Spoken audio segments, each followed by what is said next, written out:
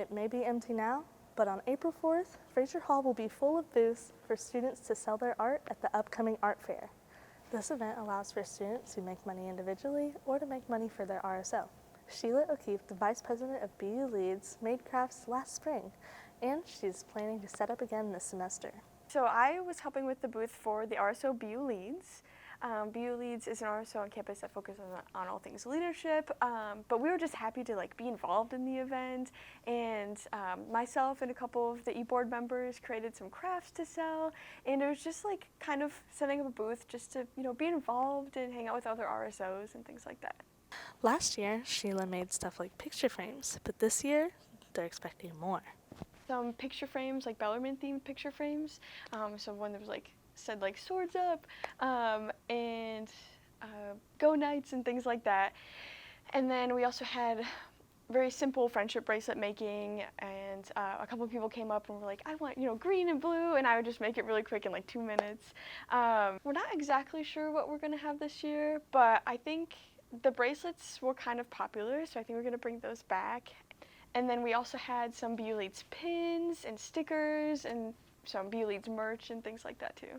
And just everything that is sold is, student-friendly prices and things like that, because, the real mission behind it, I think, is just to support, your peers and your friends and local artists and things like that. And in the same vein, RSOs who want to participate too, and helping their mission as well. But it's also just about support, peer-to-peer, friend-to-friend, just coming out for the love of the arts and things like that. Lily Miller, the president of Be United, explains how the art fair came to be and why it's so important for students. Well, I kind of had been thinking about a craft fair ever since I started the Campus Wellness Series, Art 6 Feet Apart, my freshman year of undergraduate.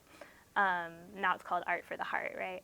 So I was like, it would be great for there to be a space where all the students could not only showcase but also make some money off of their work, especially we're all college students here. We don't have any money, and I kind of connected with Cassidy Belk in BAC, and she was also having the same dream for a craft fair, and we decided to amass all of our resources between Be United and BAC and just get one together last year. We're primarily encouraging individual vendors rather than RSO vendors this year. We wanted to allow students to really feel like they could make the money off of their art instead of necessarily having to give it to an RSO. So that's where our marketing is going towards, individual sellers, and also inviting community vendors, which hopefully we will get some, and as well as staff and faculty vendors, which is really cool because we don't know who's a crafter around here, but we're finding out. Elaine Surdike is one who usually sells ceramics every year, but she is just one of many who are hopefully going to officially sign up. Lily Miller also makes crafts for the art fair. She explains that even though it's a hobby, it still takes a lot of work. So I just kind of, whenever I have free time and my hands need something to do, I get to crafting. It's probably a couple hours every week I spend in the months leading up to craft fair on my crafts. May Wilcox, another Bellarmine student, had a booth set up last spring. She won't have one set up this semester, but she's a part of Be United in the planning process that goes behind the art fair. Let's hear from her. I had a bit of a random assortment of stuff, but my main thing was cross-stitching. I like to make little, either in hoops or in frames, just little cross-stitch patterns. I loved the craft fair last year. I have never seen anything done quite like that at Bellarmine, where it was a group of students entirely making things to sell at the tables. So it was cool for it to be so student-led.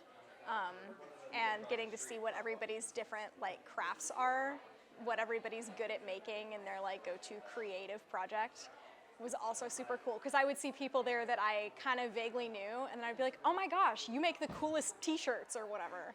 So we have flyers that are currently waiting for me in the print shop downstairs that I need to go get, and we're distributing those across campus and in coffee shops throughout the Highlands, just to get the word out about it. Or I hope that the event expands this year, because I ran into people that didn't even know that it was happening, and they were like, I totally would have went and came out and saw the art and, you know, bought different crafts and stuff like that. So I think now that it has been established, I'm hoping that more people can be involved and get excited about it. I love it because it encourages like everyone to get in the same place at the same time, which is great, first of all, but not only just to be together, but to share work that we've created and the things that we're proud of and want to share with the world.